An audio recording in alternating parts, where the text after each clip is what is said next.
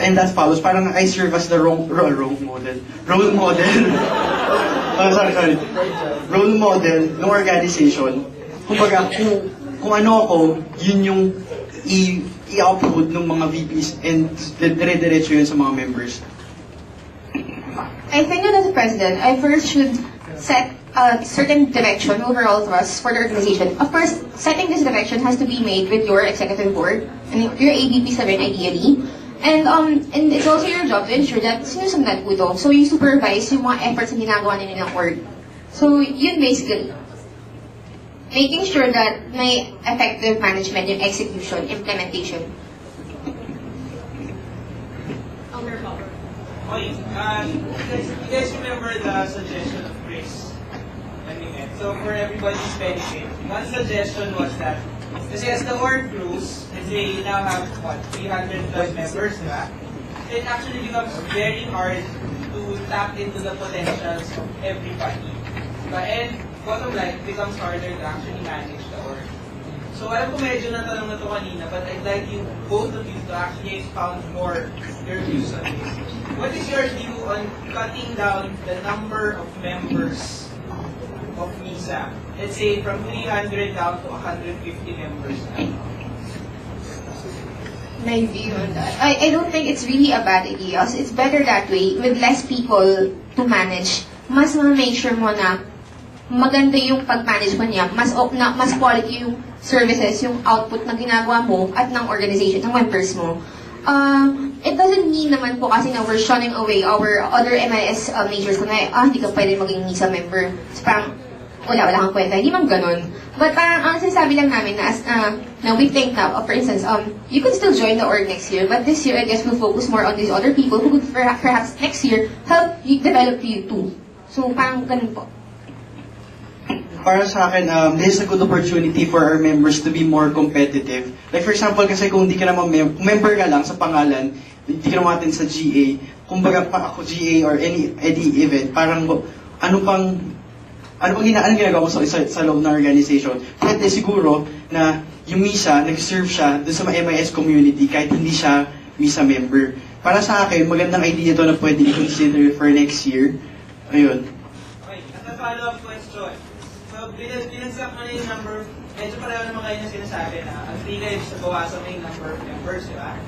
So, paano na yung reputation ng MISA as a home org that actually, yung tinatanggap ko lahat ng MIS? Kasi for the longest time, ganun yung MISA, di ba? Lahat, basta MIS ka, MISA ka. So, pag parang basically pinalitan mo yung buong model ng MISA na kung parang maging MISA, kailangan magaling ka. Kung hindi ka mataasan ka. Kasi sir, di ba ang vision ng MISA ngayon is to be the premier IT organization sa buong Philippines. So parang you can't really uphold that vision kung masyado kang passive sa members mo. Pero siguro, home org tayo, in a sense, yung sinabi ko kanina na yung service ng organization para pa rin sa MIS community. Nga po rin, sir. So, I mean, we have 3 core values: excellence, servant leadership, and professionalism. If you want to be a professional org, you have to have quality members. Yun nga din po, you could provide your services to these 2 members, 2 MIS majors, kahit hindi pa MIS majors. It doesn't necessarily mean na pag-home org, lahat naman kasi kailangan kasali. It just means that you're a quality home organization.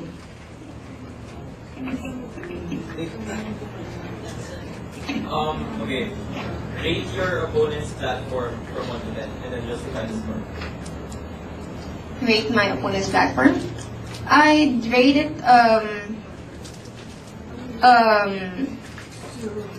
about a 7 to 8. 7 to 8. Why? Because I feel na he went in, masyado siyang specific with yung mga gusto niya mangyari, and hindi masyadong malinaw kung ano talaga yung thrust niya and vision niya for the organization next year. Para sa akin, around 5 or 6 kasi based from her platform, parang most of her platform is focus yung internals, and sa akin, parang nangyari is yung platform niya ngayon, siya rin yung nag-address yung some of the problems kasi internals related, so parang ikaw rin gumawa nung problem na yun. Wait lang. So, for me, kaya 5 to 6 lang, parang ang gusto, parang, yun yan, like sinasabi nila, parang gusto mo isang malaking internals or yung MISA. Thank you for pointing that out because I'm sure that there are other people who have same sentiments and I'd like to defend myself right now. The problem ng internal cluster is not a problem that I created. It's a problem that the org has had for so many years.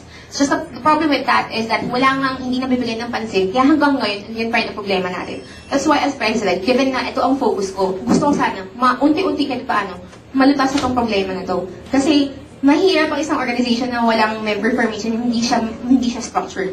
Thank you. I think, I don't agree na yung problem na yun dati pa talagang problem.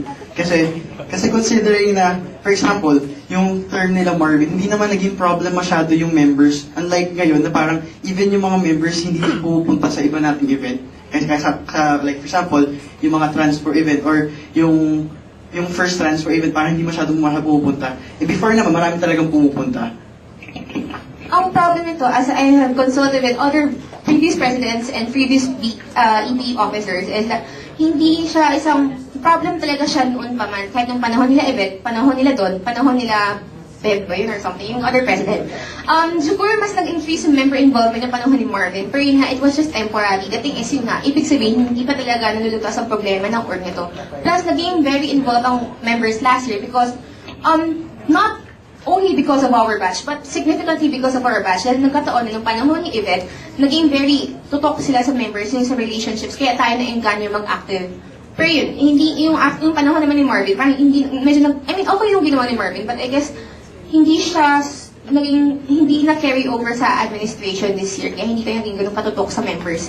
Kung walang relationships forming, masyadong malaki yung barrier between the beta and the officer, and the members. Thank you.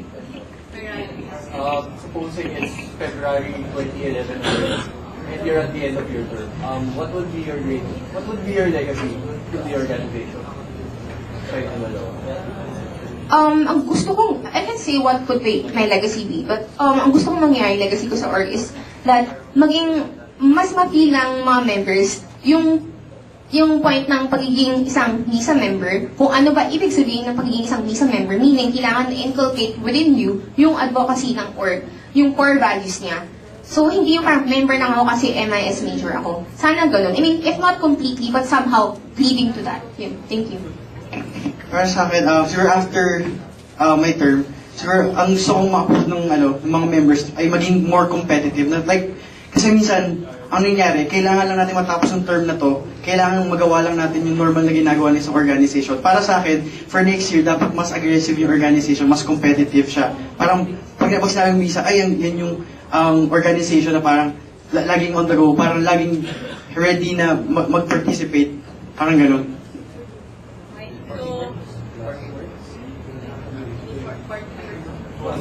For both presidents, Super last question.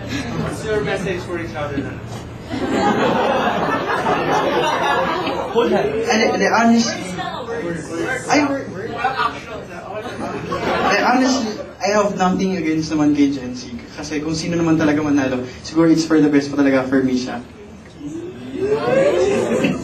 Akin naman, kung manalo ka din, okay lang. Kasi I know na you're capable. And if ever man, kung sakali man may konting kulang kang skills, I think na pwede ka naman gabayan ni May and ng other BPs. So I'm okay with that as well. Thank you.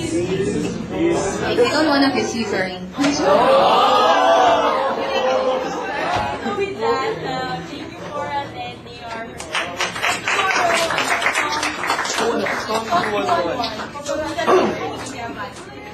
Thank you. Guys, attend meetings, events, and votes February 15, 16, 17. Guys, the fax has been laid. Vote wisely.